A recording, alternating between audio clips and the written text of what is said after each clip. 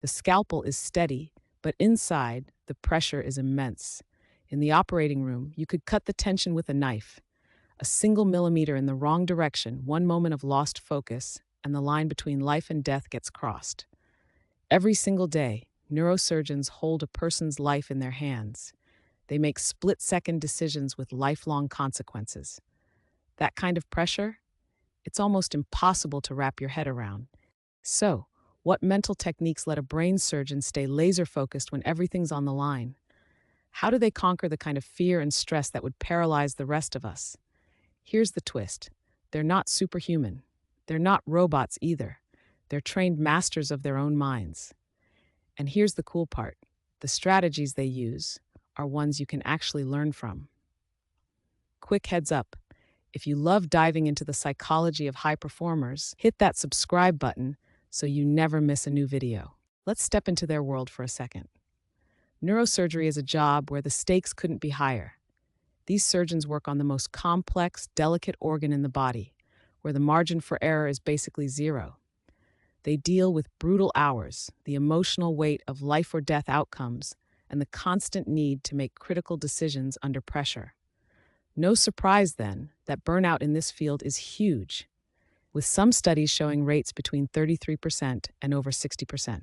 This intense environment triggers your body's fight or flight mode, racing heart, sweaty palms, scattered focus. But for a brain surgeon, losing focus isn't an option. So they train, not just their hands, but their minds. They build habits, mental frameworks, rituals, all designed to create calm in the middle of chaos. It's not about eliminating stress, it's about learning to harness it. The pre-game ritual, preparing the mind. The fight against stress begins long before the surgeon scrubs in. Just like an athlete prepping for a championship, neurosurgeons follow a strict pre-op ritual. This isn't just a routine, it's a way to control the uncontrollable. It usually starts the night before. Some go for a light workout to shake off nerves. Most prioritize deep, restful sleep, 7 to 8 hours minimum, because they know no rest, no peak performance. Even breakfast matters. Many load up on protein and complex carbs to fuel them through long procedures. Hunger is a distraction they can't afford. But the most powerful part? Mental prep.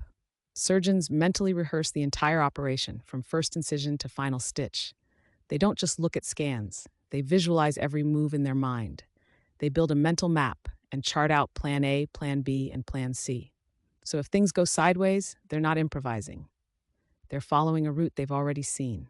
Coming up, the surprising military tactics surgeons borrow to stay in control during chaos.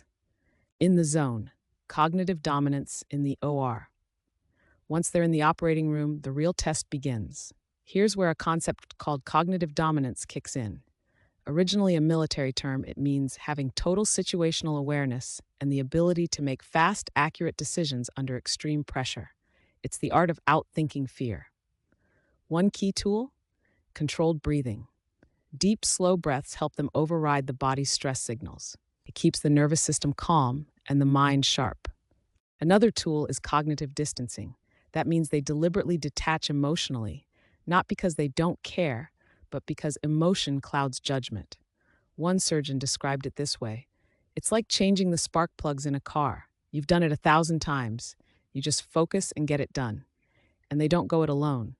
A good OR team functions like a symphony, and the surgeon is the conductor. They lean on nurses, anesthesiologists, techs. Everyone plays a role.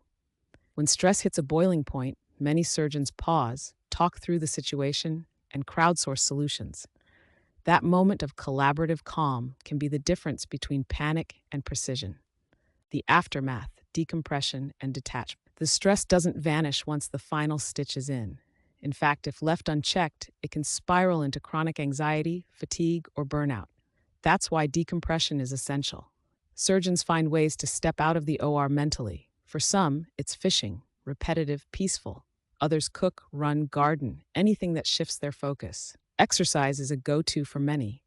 It releases endorphins, clears the mind, and resets the nervous system. They also lean on their support systems, spouses, friends, mentors. Talking it out relieves emotional tension. Some even join peer groups, safe spaces to swap stories, vent, and share strategies. And they've learned a hard but vital lesson. setting boundaries, saying no, protecting their own mental space. Because to perform at your best, you have to recharge your surgeon's brain on your stress. Here's the kicker. These techniques, they're not just for the OR, you can use them too. Got a big presentation coming up, a hard conversation, a stressful day? Try mental rehearsal. Picture the scenario from start to finish. See yourself staying calm, confident, in control. Athletes do this, surgeons do this, and now you do too.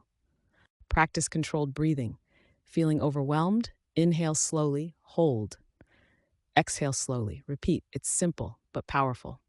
Create your decompression ritual. What helps you reset? Whether it's walking in nature, playing guitar, or baking, carve out time for it. It's not a luxury, it's maintenance. Build your support circle. Don't go it alone. Share your struggles. Lean on friends. Ask for help. Connection makes stress smaller every time. Brain surgeons work at the very edge of human capability. They face insane pressure and thrive, not because they're special, but because they've trained their minds with intention. And the tools they use, you can use them too. So the next time life throws chaos your way, visualize, breathe, recharge, and trust yourself to rise to the challenge. Which of these techniques are you going to try? Let us know in the comments. We'd love to hear from you. If this video helped you see stress differently, give it a like. Share it with someone who's carrying a heavy load. It might be exactly what they need. And, of course, subscribe for more insights into high performance and the incredible human brain.